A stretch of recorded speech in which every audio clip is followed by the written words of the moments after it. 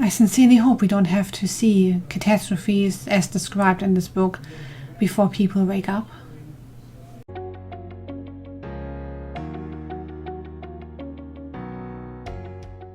Hey folks! Welcome back to my channel. I'm Kat, and today I would like to talk about The Ministry for the Future by Kim Stanley Robinson. The story plays in the near future when devastating consequences of climate change start to hit and people finally realize that their own profit does not outweigh the survival of the whole planet. We get a couple of perspectives in this book. One is Frank, a survivor of one of those catastrophes. The other is Mary, who is in charge of the Ministry for the Future and who has to convince politicians, governments and the people in charge around the world that dropping CO2 emissions and saving the environment and animals and everything that comes with it is way more important than any profit anybody could make, because if we have no planet left to leave for our children, then what's the point? There are a couple of more random perspectives as well. You get the perspective of somebody who lives in a refugee camp for 1 or 2 chapters. You get the perspective of somebody who manages to flee to the EU from one of those climate catastrophes 14 years or something after she lived in a refugee camp. You get a survivor of a different catastrophe in LA. I don't think you ever get a name for this particular one, but it's just to show you that something is happening somewhere else where none of the protagonists is around. And you get short little chapters with very random perspectives of, say, like a proton or CO2 itself. Characters. So for the short perspectives or the shorter chapters where you only get to meet people like for 1 or 2 chapters maybe, you don't have enough time to actually start caring for these people. But then I didn't particularly care for Frank or Mary either. So Frank goes through something very traumatic and he's very angry after it and wants to do something, and I expected him to do more. He does something fairly drastic, but I expected him to just keep going from that point instead of just dropping back and going into hiding, essentially.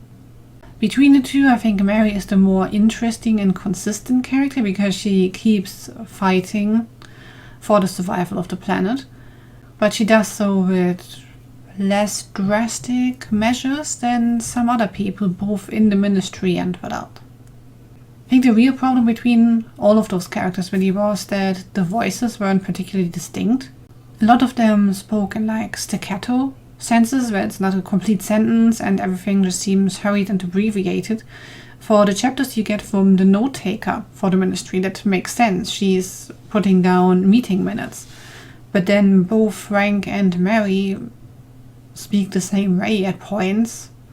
I think I noticed it more for Mary, and it didn't help with caring for the characters. I think the bigger problem was possibly pacing.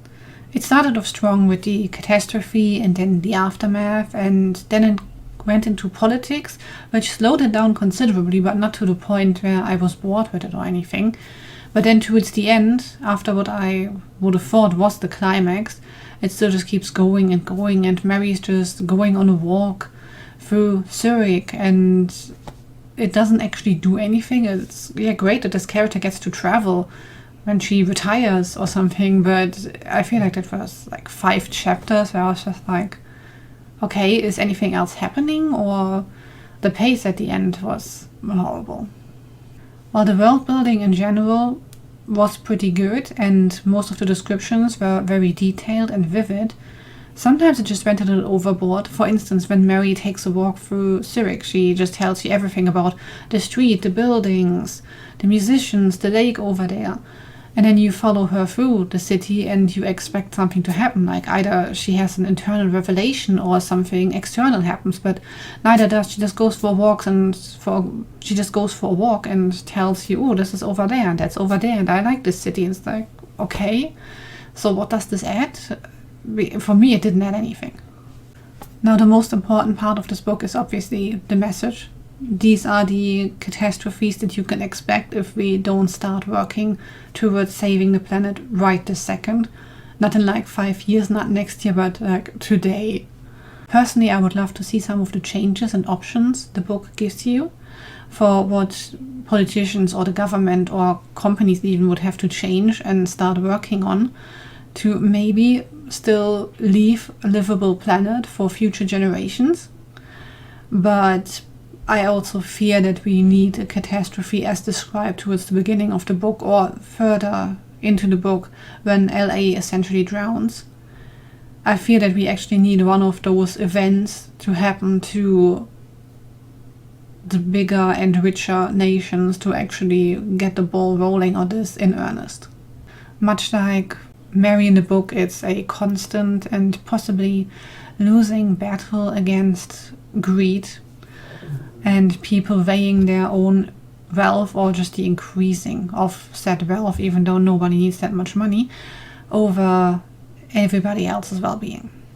So overall, because I didn't really care for the characters and the pacing kind of killed it for me, but the message is still very important, and if you care to see a glimpse of what awaits Earth, then this might be the book for you.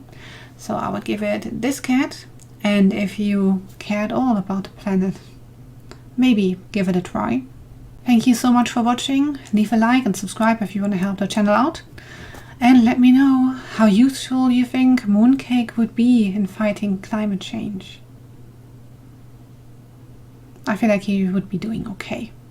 Not with the knife he's carrying in the thumbnail, but in general. Although he would probably work with the eco-terrorists.